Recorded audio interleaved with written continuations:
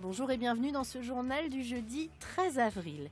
Au sommaire de cette édition, le soulagement du maire d'Arnage, le projet de centre d'accueil d'urgence, jugé inadapté par l'élu local, ne se fera pas. L'inauguration d'un programme de recherche sur 4 ans à l'Université du Maine, un partenariat entre le laboratoire d'acoustique et l'industriel Safran, et puis découverte d'une nouvelle manière d'envisager les échanges avec le collectif Monnaie Libre 72. L'affaire s'est jouée en haut lieu, directement auprès du ministre de l'Intérieur que le maire d'Arnage a sollicité, notamment par le biais du préfet de la Sarthe et de Stéphane Le Foll. Le ministre Le Foll, que j'avais sollicité, qui connaît bien le territoire, et particulièrement Arnage, pour y venir assez souvent, a usé de tout son poids pour montrer que ce site était inadapté à l'accueil de populations en grande détresse. Je rappelle qu'aujourd'hui, c'est un site touristique qui est éloigné des transports en commun, loin des services municipaux, et donc qui ne se prête pas à l'accueil de cette population. Le 17 mars dernier, l'élu local apprenait de manière totalement fortuite le projet de création d'un centre d'hébergement d'accueil d'urgence dans cet hôtel Formule 1 transformé, site de la Gemmerie à Arnage. Le groupe Accor répondait à un appel à projet lancé par l'État pour accueillir les populations réfugiées ou en très grande précarité. Malheureusement, ce que je crains dans cette démarche, c'est plutôt qu'on cherche à faire de l'argent sur des populations en difficulté.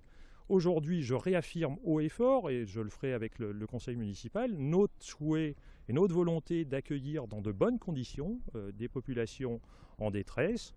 De son côté, le cabinet du ministre Stéphane Le Foll nous indique que dans cette affaire, les discussions avec le ministre de l'Intérieur sont en bonne voie.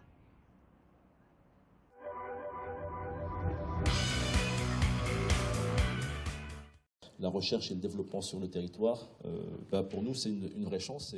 La chance pour l'Université du Maine, aujourd'hui, c'est d'avoir signé un partenariat avec l'entreprise Safran. Une équipe de 10 chercheurs est donc constituée, issue pour certains de l'université, pour d'autres des bureaux d'études de l'industriel. Safran est l'un des leaders mondiaux dans la fabrication de moteurs d'avions. Son objectif, trouver des solutions pour réduire le volume sonore émis par ces moteurs. Par exemple, un aéroport a des limites en termes de nombre de décollages et d'atterrissages. Et ça dépend énormément d'un aéroport à un autre. Et donc en fait, une entreprise comme Air France voudra acheter un avion qui fait peu de bruit pour pouvoir plus l'utiliser. Donc la contrainte commerciale se trouve en fait à ce niveau-là. C'est ce qu'on appelle l'aéroacoustique, donc c'est à l'interface entre l'aérodynamique et l'acoustique. Et donc ça demande des compétences un peu transverses. Compétences que possède justement le LOM, le laboratoire d'acoustique du Mans. Ici, un banc à écoulement, autrement dit, un équipement qui permettra de tester l'acoustique des futurs moteurs. D'ici 3 ans, l'Université du Maine inaugurera un modèle unique en Europe de par sa taille. Il atteindra au moins 20 mètres de long pour une puissance de près de 600 km/h. Raison pour laquelle Safran a choisi le LOM pour développer une partie de sa recherche. Ce banc à écoulement, il va permettre de nous rapprocher au plus près des conditions réalistes de fonctionnement. Tout en plus en pouvant contrôler le bruit à l'intérieur, alors que sur un moteur, on ne peut pas. Le moteur, il fait du bruit, c'est le bruit qui existe. Mais là, on va pouvoir, nous, sculpter le son, sculpter le bruit dans le moteur pour pouvoir aussi prévoir, par exemple, les sons que pourraient faire les futurs moteurs pour avoir testé avant fabrication ces matériaux dans des conditions réalistes.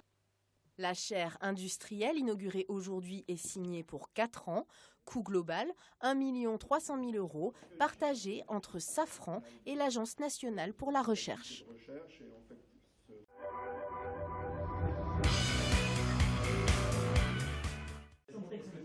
Il y a du monde ce soir-là à l'épicerie sur le Zinc pour parler monnaie libre et alternative.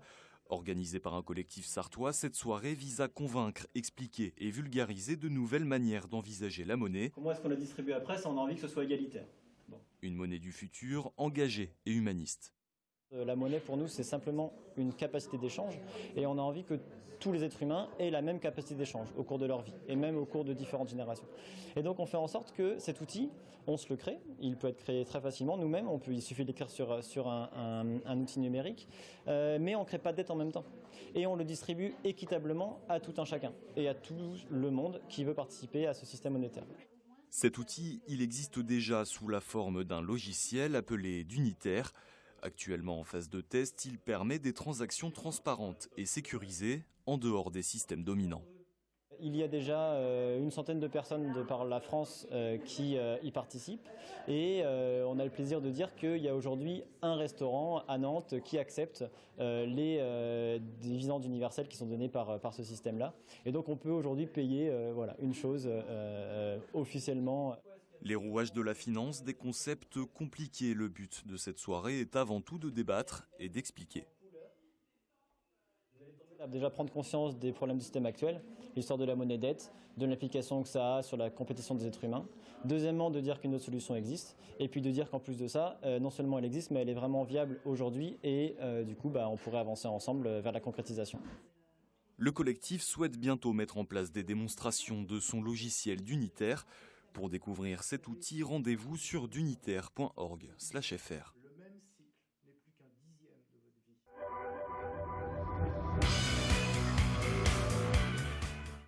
Un ancien ministre et philosophe passionné d'automobile, c'est l'histoire de Luc Ferry, fils de Pierre Ferry, pilote et constructeur. Le philosophe, aujourd'hui essayeur et chroniqueur automobile, nous a confié les origines de cette passion. J'ai passé donc toute mon enfance dans un garage de voitures de course où il y a eu des centaines de Bugatti, il y avait des Maserati 1500, je pourrais vous montrer les photos d'ailleurs de Maserati 1500 et de Bugatti devant les 35B qui sont... Vous voyez, ces très jolies barquettes Bugatti qui s'entassaient comme ça. Puis il y avait les voitures de mon père, il y avait les tanks Ferry, comme on appelait ça, des tanks à l'époque, et les juniors aussi. Il y a une Formule Junior qui est un peu l'ancêtre de la Formule 3, de la Formule France, voilà.